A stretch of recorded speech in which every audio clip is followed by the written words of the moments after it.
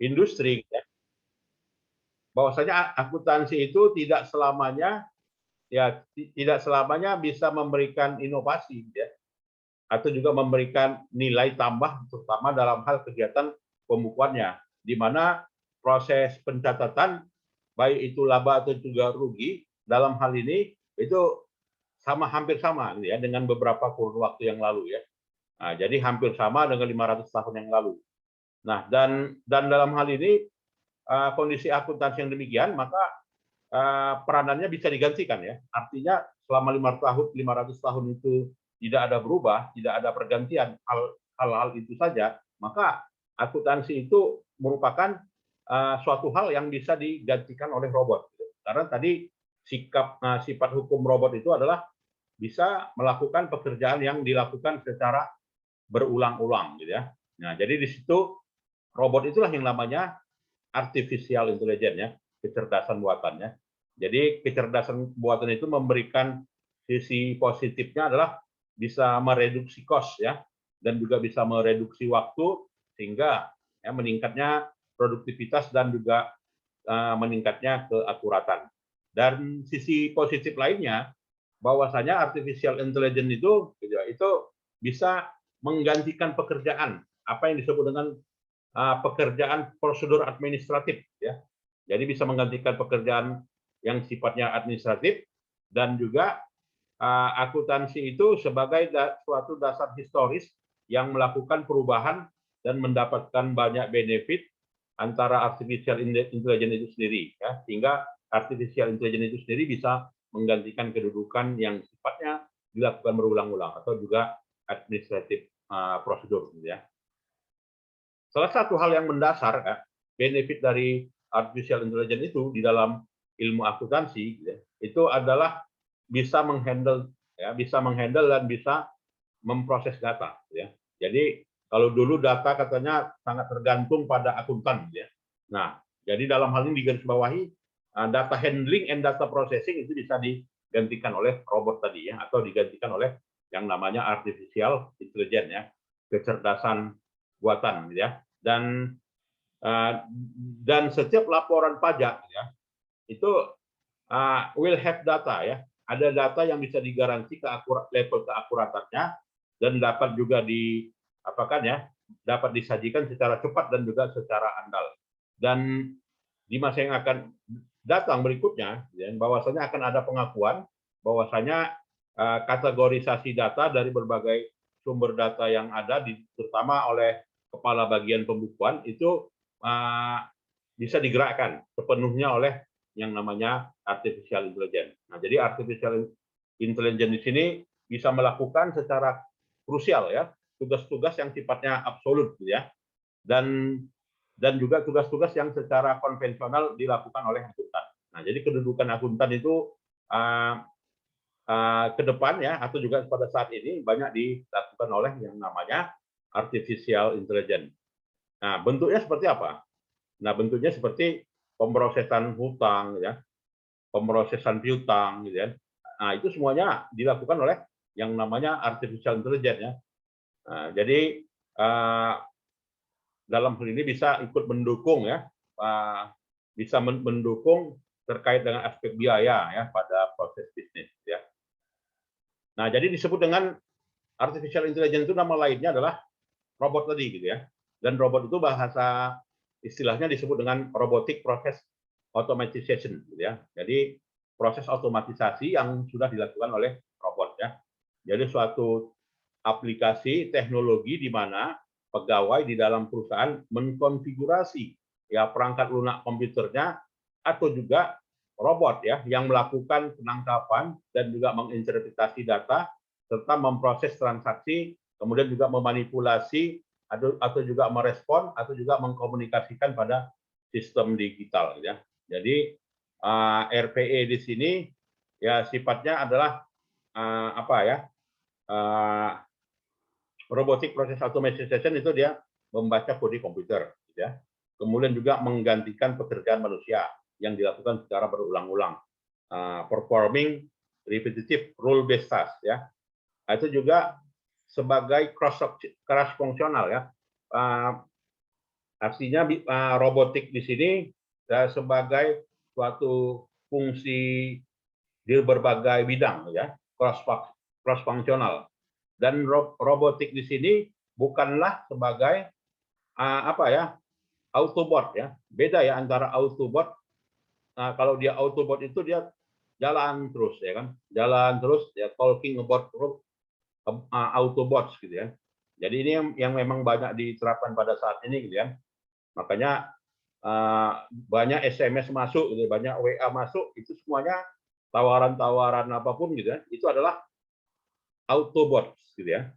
Ya, atau juga misalnya kalau kita apa ya di media sosial, gitu ya, ada yang komen, ya, akunnya nggak jelas, gitu kan, itu semuanya adalah robot, ya, itu semuanya adalah robot atau disebut dengan Autobots, ya, jadi pekerjaan-pekerjaan Autobot, gitu. Dan juga secara fisik robot itu tidak bisa melakukannya secara fisik, nah, tetapi melakukannya prosesnya secara apa ya, secara application macros, ya. Dan juga artificial intelligence itu tidak apa ya, menggantikan software, bukan, ya. Tetapi artificial intelligence itu adalah yang mendukung cara kerjanya software, ya. Itu dikatakan dengan RPA. Nah, bagaimana RPA itu bekerja? Nah, jadi bekerjanya ya di mana dikembangkan, ya, ini dikembangkan oleh developernya, lalu dikendalikan, ya, lalu dikendalikan, lalu ada yang mengontrolnya, ya, usernya, dan usernya tersebut menerapkannya pada beberapa aplikasi, baik itu menghitung, mengirim, gitu ya, atau juga mensortir, gitu ya. Nah, itu semuanya adalah kerjanya robot, ya.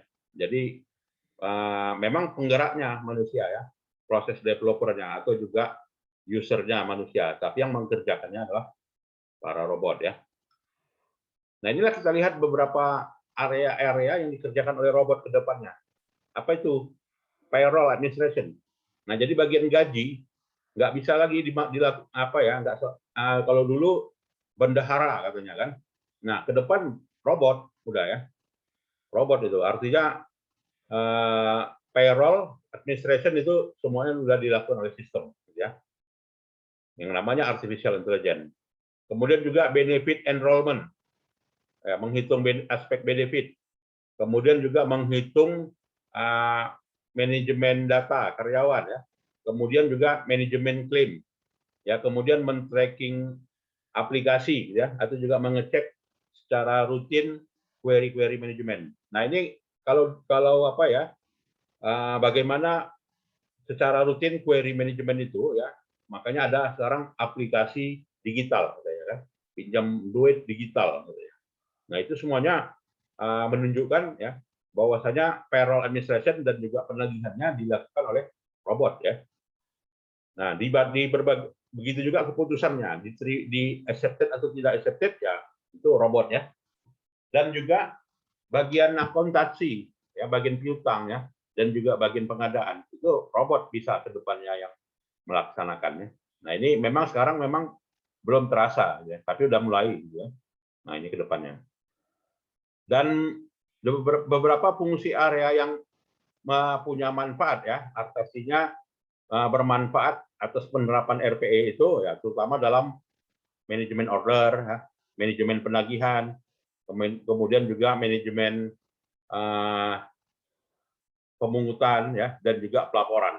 Begitu juga untuk apa ya? Begitu juga untuk tagihan, ya, kemudian juga compliance management, ya, kemudian juga order proses, ya, kemudian juga sales management sampai pada subscription management, ya.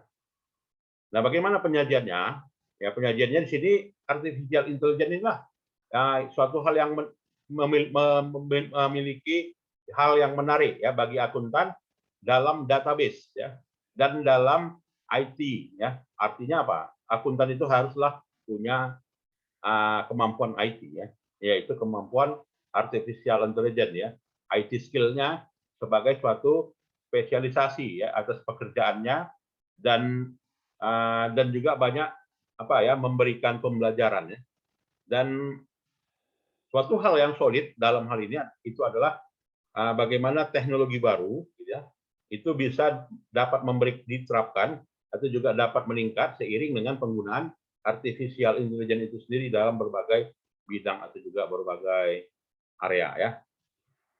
Kemudian juga dapat digunakan pada area ya tertentu ya atau juga spot tertentu yang bisa menganalisa ya, menganalisa dan juga mengecualikan dalam suatu tindakan ya. Nah, what's its ahead gitu ya. Nah, inilah ya bagaimana perusahaan kecil ya itu tidak memiliki sumber daya yang atas seperti yang dilakukan oleh perusahaan besar yang mengembangkan artificial intelligence itu sendiri ya. Tetapi dalam hal ini para expert menyatakan bahwasanya teknologi itu dapat digunakan di beberapa tahun yang akan datang itu dengan beberapa kondisi ya, dengan beberapa peristiwa dan beberapa kriteria standar ya. Nah inilah kalau kita lihat ya bagaimana RPA tadi atau juga artificial intelligence itu dapat digunakan ya. Dalam hal ini ada beberapa aplikasi gitu ya, aplikasi artificial intelligence itu sendiri yang semuanya sebagai yang namanya disebut dengan cloud accounting ya, sebagai suatu cloud accounting dalam kondisi pasar sekarang seperti misalnya QuickBook Online, ini kan sistem pembukuan online ya, atau juga Sequan atau Xero atau OneUp, ini semuanya adalah aplikasi pembukuan yang disediakan oleh para vendor ya, dan dalam ring tertentu itu berperan juga meningkatkan apa yang dikatakan dengan accounting automatization index ya. Jadi accounting automatization index ini mengevaluasi ya keakuratan artificial intelligence itu sendiri yang secara otomatis ya mengakui beberapa transaksi yang berasal dari bank dan bisa digeneralkannya atau juga direvisi atau juga dikoreksi tanpa adanya intervensi dari oleh user. Jadi memang kepercayaannya dilakukan secara sendiri oleh robot tersebut ya. Nah ini ya beberapa case study ya yang menunjukkan dalam kondisi tertentu ya di mana proses penyajian laporan keuangan ya dalam berbagai lokasi itu secara dominan ya menutup proses-proses yang dilakukan secara manual ya. Nah, jadi di sini peranan RPA lebih besar lagi ya, lebih besarnya di mana? Lebih besarnya adalah otomatisasi proses ya. Jadi otomatisasi proses ini termasuk adalah otomatisasi data loading ya, loading data dalam tampilan layar dan juga mengeceknya secara langsung kemana ke entitasnya ya. Kemudian juga bisa mengupdate tupoksi ya, kemudian juga secara periode itu melakukan rekonsiliasi ya, dan juga melakukan perhitungan ya atas sub ledger and juga non financial reporting gitu ya. Begitu juga di bidang pajak ya. Jadi bukan hanya bidang pembukuan ya. Kalau ini di bidang pembukuan inilah yang dilakukan oleh robot itu.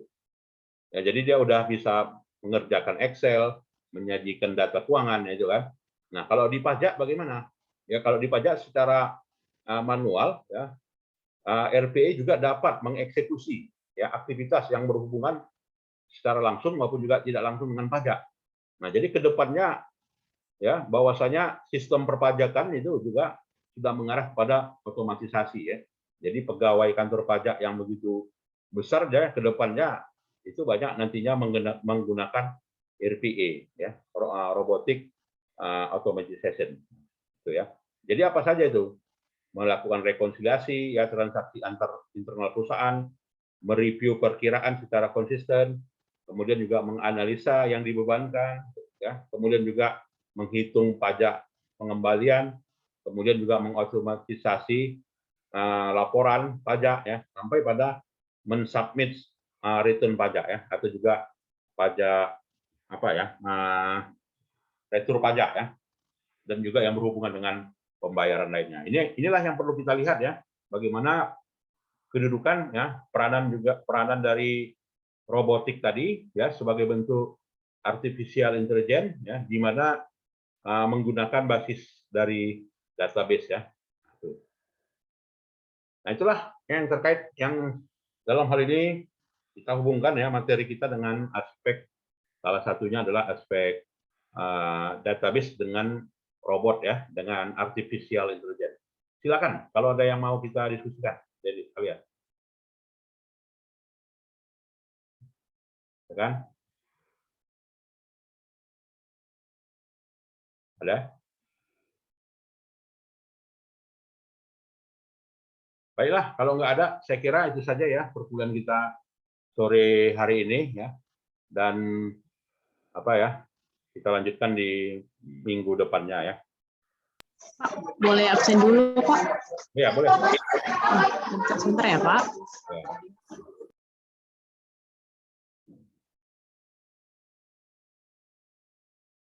Teman-teman yang lain boleh aktifkan semua kameranya.